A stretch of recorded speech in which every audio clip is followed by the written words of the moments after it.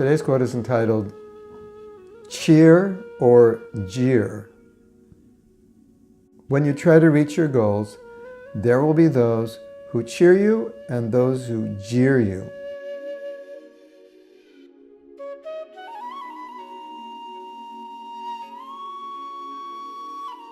So, if English is not your first language, cheer means those who encourage you, they clap, very good, and jeer means those who put you down, those who don't like what you're doing. And sometimes, when people don't like what you're doing, it's actually a sign that you're onto something. You know, many of the great inventions of this world were done within a context where people thought the inventor was out of his mind, crazy, it could never happen, and so forth. So, in many cases, the fact that people don't like what we're doing is actually a sign that we're onto something powerful or something different that's really good, and people are not used to it or they're uncomfortable with it. A lot of times we've seen this in our own movement, that long ago someone would come up with an idea and people weren't ready for that idea. And so people would say it's a bad idea, or they'd even say things like, you're envious, because they were suggesting that we do things differently, and that was interpreted as being envious of leadership. And then we saw some 20 or 30 years later, leadership evolved to a point where the same ideas that were considered impractical, or even, as we said, people giving those ideas were envious, are now honored, praised, put on a throne. This is our new strategy. This is the new prototype of how we want Krishna consciousness to be. And it was the very thing that was condemned 30 years before.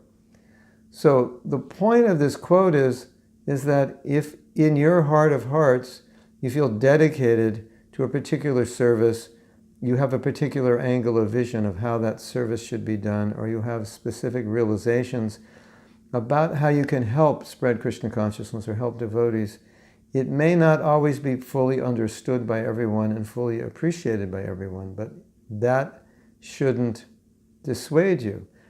Now, of course, some people may be giving you good advice. Maybe it is the wrong thing, and maybe we need to listen to their advice. So I'm not saying all the naysayers, all the critics are wrong, but often some people are just critical because they're by nature very conservative, and you're trying to do something which perhaps has never been done before.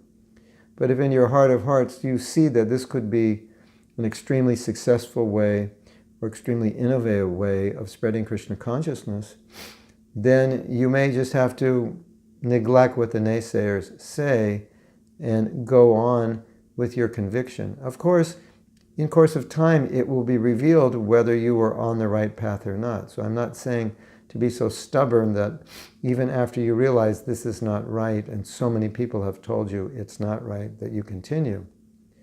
But what I'm referring to is more of a situation where many people will appreciate it, many people will see the value in it, and many people will criticize you because it's different. They'll say, well, Prabhupada never did that. Well, there's a lot of things that happened during Prabhupada's time that he never did, that his disciples did, and that Prabhupada appreciated. So we are a dynamic movement. So the argument that Prabhupada never did it, in some cases is valid, and in some cases it's counterproductive, because we want to be creative, and it's not that when Prabhupada left, nothing new could be done. So the point I'm making is that sometimes you feel inspired to do a particular service in a particular way, and you feel within you that it could be something, maybe even revolutionary or very innovative that could help bring more people to Krishna consciousness. But some people may just criticize you. So if you feel this is really something good, don't become discouraged by the criticism. And if you become successful, pretty much it's guaranteed some people will criticize you, because some people don't like success, or maybe they don't like you to be, they like success, but they just don't like it embodied in you. or they don't like success when it's done a certain way. Maybe it's not a traditional way, and maybe you are successful, but some people don't like it, even though you are successful, because they think, well, everything should be done in a more traditional way than you're doing it. So that's to be expected. Don't get discouraged.